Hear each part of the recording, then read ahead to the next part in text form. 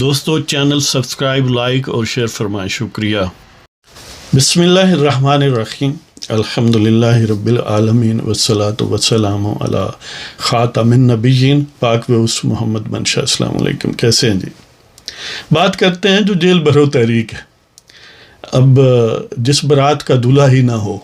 جی، آپ سمجھ سکتے ہیں کہ اس کے برات کا انجام کیا ہو سکتا ہے، یا اس سے کیا دلہن آ سکتی ہے یا نہیں۔ ویسے آج کل تو آٹومیٹڈ بھی ہیں۔ تو بہرحال بات کرتے ہیں جیل بھرو تحریک کی۔ دیکھیں اپنا عمران خان صاحب جب سے اقتدار ان کے پاؤں سے نیچے سے کھسکنے لگا تھا، تب سے ابھی یعنی پریکٹیکلی اقتدار سے آؤٹ بھی نہیں ہوئے تھے، تب سے وہ مختلف اسٹریٹجیز انہوں نے ورک آؤٹ کی، جن میں بنیادی طور پر دروغ گوئی، نانسنس باتیں، اپنے آپ کی تردید، اور ہر سیکنڈ بعد ایک مختلف بات کرنا اور پھر اس سے الٹ بات کرنا، کہ کئی جھوٹ جو ہیں وہ تراشے گئے کہ کبھی سائفر والا ہے کہ ہم سے یہ کوئی گویا بیرونی طاقتوں نے ہماری حکومت کو بدلا ہے، کہیں کہا کہ باجوے نے بدلا ہے، کہیں کہا کہ زرداری نے بدلا ہے، کہیں کہا کہ اب محسن نقوی نے بدلا ہے، کہیں کہا کہ نہیں وہ سب میں بکواس کر رہا تھا۔ تو بہرحال اس کو پھر ری گین کرنے کے لیے کہ میں پھر اقتدار میں آؤں، کہ انہیں بڑی پریشانی ہے اقتدار سے باہر، کہ ظاہر ہے وہ گوگی کی دریدہ دہنیاں اور گوگی کی لوٹ مار، اور وہ پنکی پیرنی کے اعجازات جی، وہ کرامات کے کیا کیا ہیرے جواہرات اور سونا چاندی برستے تھے، اور توشہ خانہ تو ایسا تھا جیسے کسی بھینس کے آگے کوئی تازہ ثبت چارہ ڈال دیا جائے، تو وہ عیاشیاں، وہ موجیں وہ چاہتے ہیں ایک دفعہ پھر میں ان میں نہاؤں، تو اس میں بڑا بےتاب ہیں۔ تو اس کے لیے مختلف اسٹریٹجیز اپنائیں، جن میں وہی سازشوں کے تذکرے، اور پھر کبھی کہا کہ میں لاکھوں لوگ لے کر اسلام آباد پر پہنچ جاؤں گا، لیکن جب گئے تو چند سو لے کر گئے، اور رانا صاحب نے پھر خاصی اچھی پھکی دی، اور اعجاز الاحسن جج صاحب اور ہم خیال لوگ پہنچے ان کی مدد کے لیے، تو گویا ہلکی سی فیس سیونگ کر کے یا یعنی اسی طرح کو گول مول کر کے وہاں سے بھاگے، پھر کہا کہ 6 دن بعد آؤں گا، پھر 6 مہینے بعد گئے، پھر بھی کچھ نہ ہوا، پھر یعنی یہ ڈرامہ کے لانگ مارچ اور دھرنا وغیرہ وغیرہ، اور اس کے لیے پھر ایک اور ڈرامہ رچانا پڑا کہ مجھے گولی لگی ہے، لیکن اس گولی کو سوائے اس کے اپنے ڈاکٹر کے نہ کوئی دیکھ سکتا ہے، اس زخم کو نہ کوئی ایکس رے ہو سکتا ہے، نہ کوئی دوسرا ڈاکٹر جو ہے اس کا معائنہ کر سکتا ہے، لہذا وہ بھی گویا ماما دیاں چی گل۔ تو لہذا پھر اس نام نہاد زخم کا بہانہ کر کے، تو ظاہر ہے موسٹلی ہم خیال ججوں، اب وہ کہتے ہیں نا کہ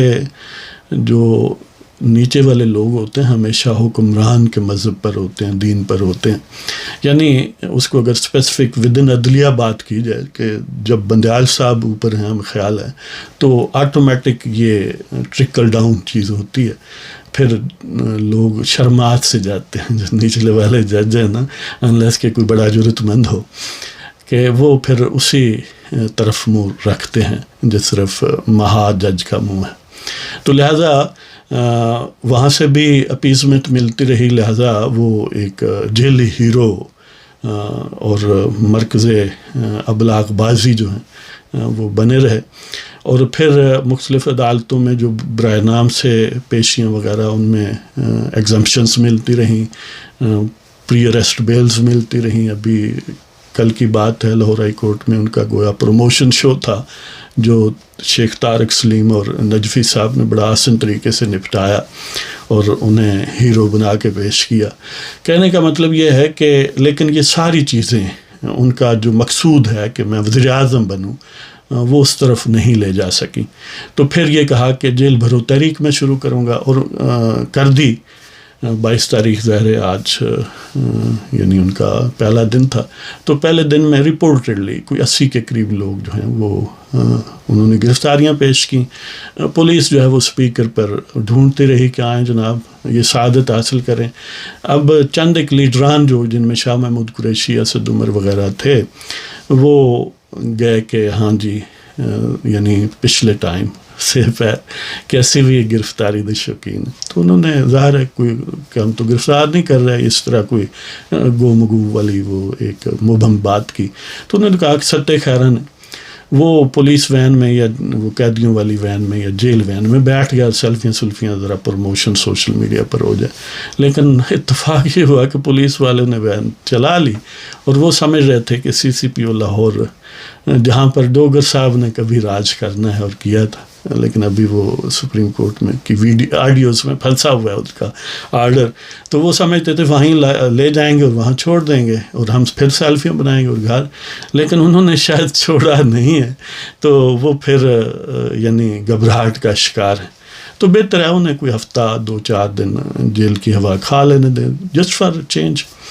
تو یہ کہانی ہے جی کہ جیل بھرو تاریخ جو ہے فلاب پہلے دن بڑی بری طرح ہوئی، اس لیے کہ خان صاحب کی گرفتاری جائز نہیں ہے. جیل بھرو تاریخ میں دلہا کا آنا منع ہے، اس لیے کہ ان کی ٹانگ جو ہے وہ ٹانگ کہتی ہے